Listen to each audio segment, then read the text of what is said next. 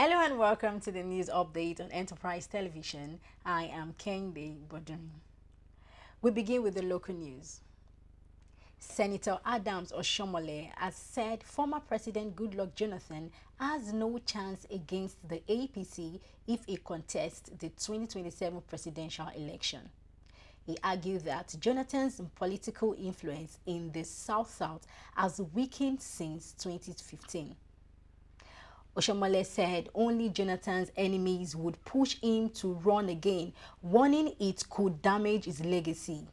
He advised the former president to remain a respected statesman rather than return to politics.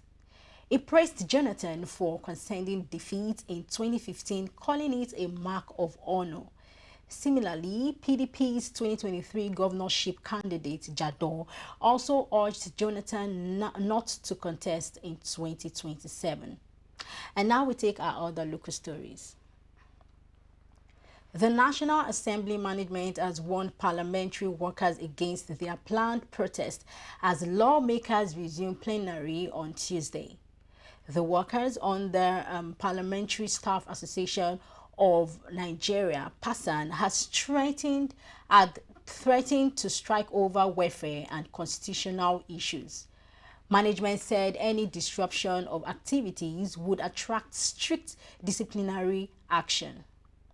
In a circular, Secretary Essien Eyo Essien urged staff to ignore calls for protest, assuring them of safety and ongoing reforms to boost morale. He emphasized that union membership is voluntary and warned that defiance would not be tolerated. However, some concerned members under the Parliamentary Staff Association of Nigeria accused management of intimidation and neglecting welfare demands, including salary corrections, allowances, and pension implementation. They argue that how management handles these issues will determine whether normal legislative activities continue. And now we take our economy and finance news. The president of the Dangote Group, Aliko Dangote, has launched a $2.5 billion fertilizer plant in Gode, Ethiopia, in partnership with Ethiopian Investment Holdings.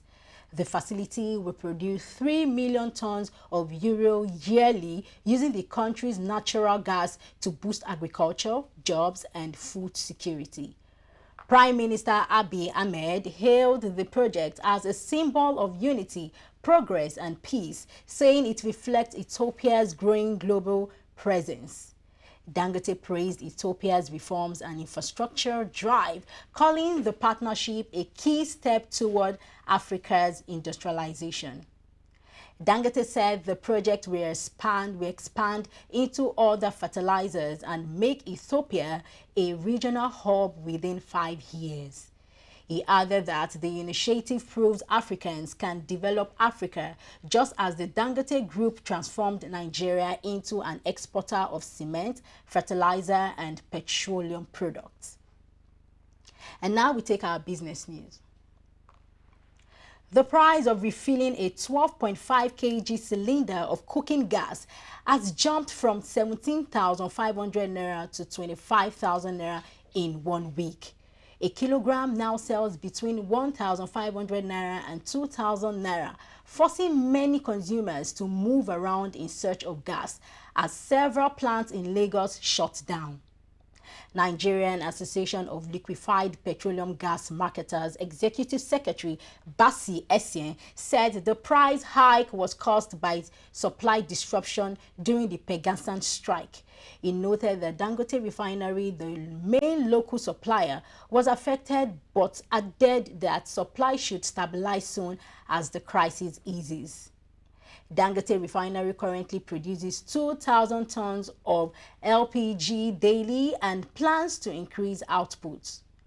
Nigeria Liquefied Natural Gas also said it now channels all its butane production to the local market, expanding terminals to ensure gas remains available and affordable nationwide. And now we move to our foreign news.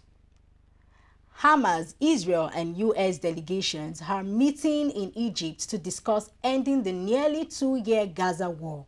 Trump's peace plan proposes truce and exchange of hostages for Palestinian prisoners. The first phase would see 47 hostages freed. Trump urged both sides to move fast, while Netanyahu expressed hope for quick progress. Despite talks, Israeli airstrikes continued Sunday, killing at least 20 people in Gaza. Rubio called for a halt to the bombings before negotiations. The plan includes a ceasefire, Israeli withdrawal, and Hamas disarmament, a condition Hamas rejects. Trump's proposal also suggests a transitional authority to govern Gaza, raising hopes among civilians for peace. And now we move to our sport news.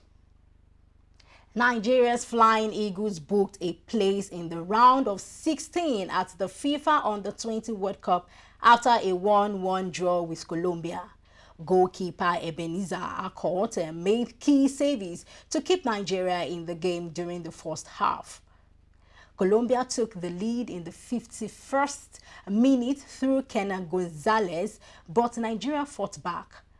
Captain Daniel Bameyi equalized from the penalty spot in the 86th minute after a Colombian handball. The Flying Eagles almost won it late, but Herrera's shot was blocked.